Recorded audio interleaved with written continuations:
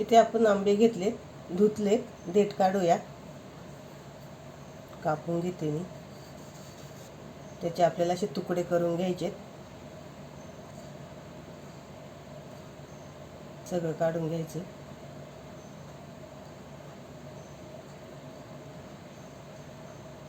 मी सगळे असे आंबे कापून घेते आणि नंतर तुम्हाला दाखवते. इथे आपल्या आंब्याच्या फोडी कापून झाल्या. मिक्सरच्या भांड्यामध्ये ह्या फोडी काढून घेऊया. त्यामध्ये साखर, तुम्हाला किती गोड पाहिजे त्याप्रमाणे साखर टाका. 2 आंबे गोड निघालेत आणि 1 आंबा थोडासा आंबट निघाला आहे. त्यासाठी मी इथं 3 चमचे साखर घेतली. सपाट 4 चमचे, भरून 3 चमचे. हे मिक्सरला बारीक करून घेऊ आपण.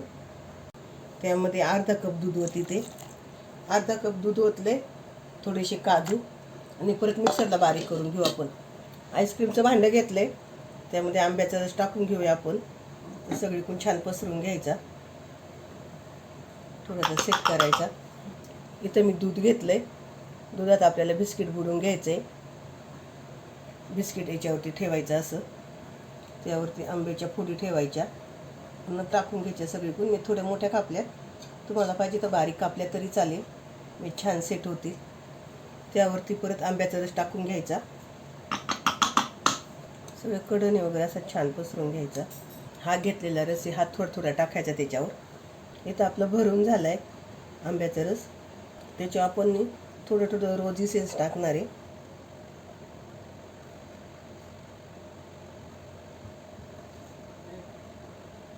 थोडं थोडं असं पसरून घेऊया आपण.